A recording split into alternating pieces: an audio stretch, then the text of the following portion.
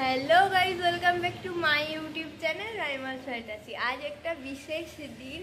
তো আমার এই ইউটিউব চ্যানেলটা খোলায় আমার প্রত্যেকটা মানে ভালো ভালো দিনকে স্মৃতি হিসেবে ইউটিউবের খাতায় লিখে রাখার জন্য, ভিডিওগুলো যাতে আমি আরও পরে দেখতে পাই সেই জন্য।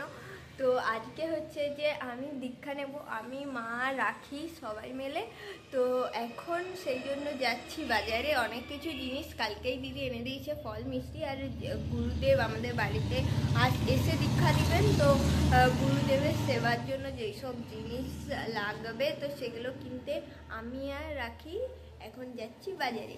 তো চলো আজকের এই ভালো দিনটাকে শুরু করা যাক।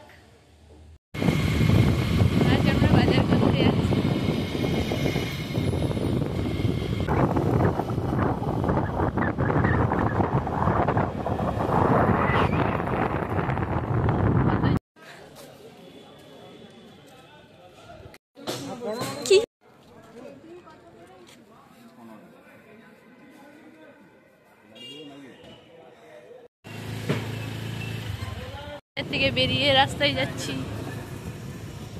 আমি স্নান করে রেডি হয়ে গেছি, গুরুদেবও চলে এসেছে। আমার এই বিষয়ে কোনো ধারণাই নেই। এই রাখি আমাদের গুরুমন্ত্র নেওয়া হয়ে গেছে, এখানেই আমরা নিয়ে আছি।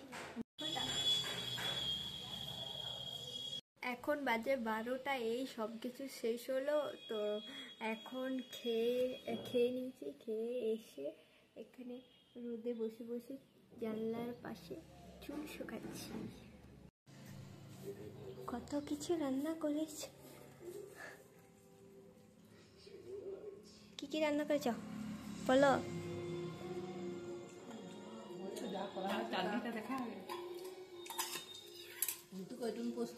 পায়েস, চাটনি আর দেখাতে হয়নি, দেখি না।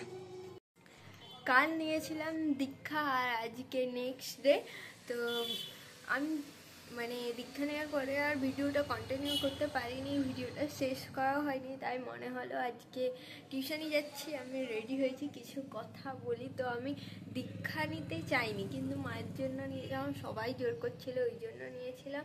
কিন্তু বাবা চলে যাওয়ার পর থেকে আমার মানে সত্যি মন থেকে ভগবানের প্রতি আর বিশ্বাস ছিল না। তো সেই জায়গা থেকে আমি গুরুদেবকে এত কিছু কোশ্চেন জিজ্ঞাসা করেছি এবং গুরুদেব সেই কোশ্চেনগুলোকে খুব ভালোভাবে আমাকে বুঝিয়ে, একদম যুক্তি দিয়ে, উদাহরণ দিয়ে আমাকে খুব ভালোভাবে বুঝিয়ে তারপরেই কিন্তু দীক্ষা দিয়েছেন। তো আমার সত্যি দীক্ষা নিয়ে ভালো লেগেছে আর কি, ভালো এক্সপিরিয়েন্স।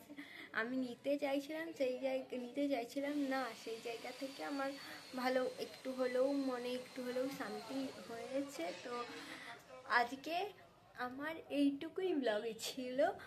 তো বাই, সবাইকে ভালো লাগলে লাইক করে দিও।